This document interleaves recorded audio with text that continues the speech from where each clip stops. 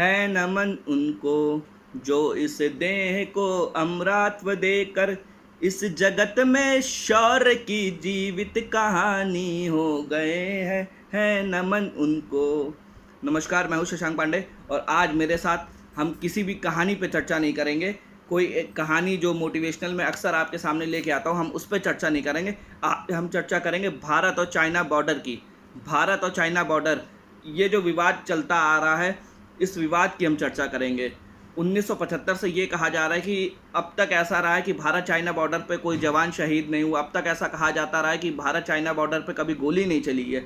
लेकिन अब पिछले जो कुछ दिनों में हुआ है वो आखिर क्या है, तो मैं आपको बताता हूँ। और कुछ लोग ये भी सवाल उठाते हैं कि पिछली जो सरकारें थी, कांग्रेस सरकारें थी, उसमें ऐसा नहीं हुआ, लेकिन अब बीजेपी में क्यों ऐसा हो रहा है। तो मैं आपको बताता हूँ, एक ह्यूमन नेचर होता है कि जब कोई मजबूत आदमी किसी कमज़ोर आदमी को दबाता है और वो दबता चला जाता है तो वहाँ पे झड़प नहीं होती है। लेकिन जब कोई कमज़ोर आदमी विरोध करना चालू कर देता है और डट के उसका मुकाबला करता है, उसको करारा जवाब देता है, तो वहाँ पे बवाल शुरू हो जाता है। और यही बवाल अब देखने को मिल रहा है, क्योंकि पहले हम लोग शांत रह जाते थे, दब जाते थे। हमारी सबसे बड़ी पहचान है सहनशीलता, तो इसको ये लोग कमज़ोरी समझ लेते थे। लेकिन अब 2014 के बाद से जब हमने जवाब देना चालू किया है और इनकी हरकतों का, इनकी जो भी जिस तरह की ये नीतियाँ चलते हैं, कहते नहीं ईंट का जवाब पत्थर से देना, और जो जिस भाषा में समझता है उसको उसी भाषा में समझाना, इस तरह की चीज़ें अब करने लगे तो चाइना को नागवार गुजर रहा है।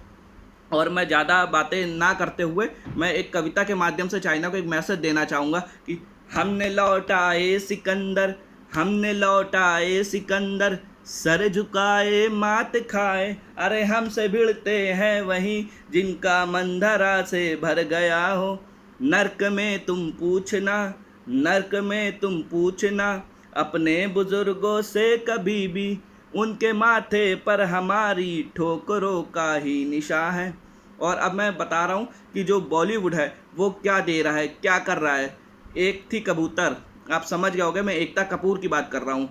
पहले तो उसने पूरे हिंदुस्तान को अपने फालतू के सीरियलों में जकड़े रखा, लेकिन चलो इनका बिजनेस है, ये जो कुछ भी करें खैर इनका। लेकिन जब इनकी हरकतें बढ़ते हुए इंडियन आर्मी की तरफ आई, इन्होंने इंडियन आर्मी को नहीं छोड़ा, इन्होंने उनकी फैमिली को नहीं छोड़ा, इन्होंने यहाँ तक कि इंडियन आर्मी की वर्दी को नहीं छोड़ा, तो अब मुझसे रहा नहीं गया। और मैंने तय किया है, वैसे तो जो हिंदुस्तानी भाव है वो शुरू से इनका विरोध करते आ रहे हैं, लेकिन मैंने तय किया है कि मैं भी कहूँगा और ज़्यादा से ज़्यादा आप इनका विरोध करें, मैं आपसे यही कहूँगा।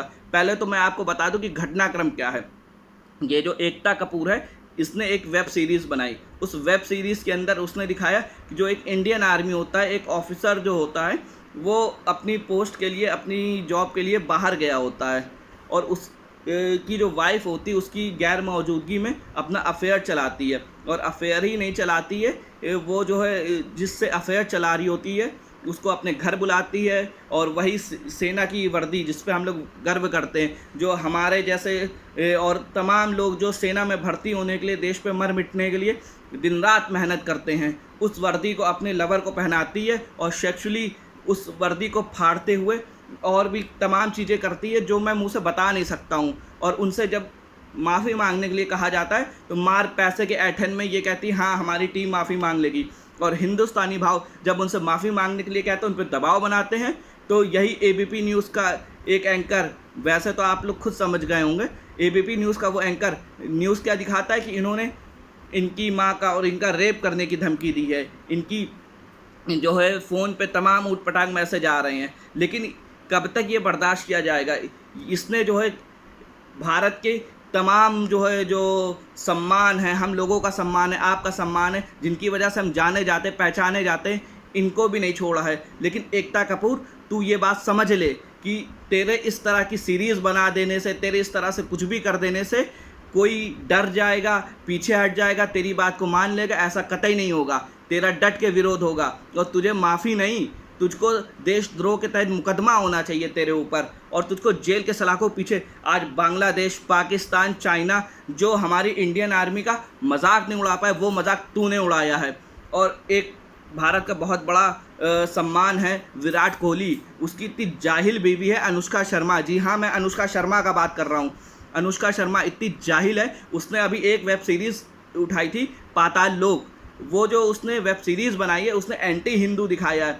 मतलब उसको क्या है कि जिसको देखो वही हिंदू और ब्राह्मणों की ऐसी तैसी करने पे तुला आता है। उसने सीरीज़ में दिखाया है कि जितने भी जो है मंदिरों के अंदर जो पुजारी हैं वो सब मीट मदिरा पीते हैं, गुंडे चित्रकूट से आ रहे हैं। और ये क्या है, तूने क्या दिखाया कि ब्राह्मण जो जनेऊ उतार के कार पे रखते और रेप कर रहे, तू दिखाना क्या चाह रही है? और मेरे हिसाब से जितने भी ब्राह्मण संगठन है, जितने क्षत्रिय संगठन है, जितने भी हिंदू संगठन है जो ये दावा करते हैं कि वो अपने समाज के लिए लड़ रहे हैं, उन्हें अधिक से अधिक मात्रा में इनके ऊपर FIR लिखानी चाहिए और इन जैसे कुत्तों को बहिष्कार करना चाहिए, क्योंकि ये सिर्फ अपने घर के नहीं, अपने समाज के नहीं, बल्कि पूरे देश के लिए नासूर हैं। और इन नासूरों को जितनी जल्दी इनको कुचल दिया जाए उतना ही उचित है। आज के लिए इतना ही। जय हिंद, वंदे मातरम, भारत माता की जय।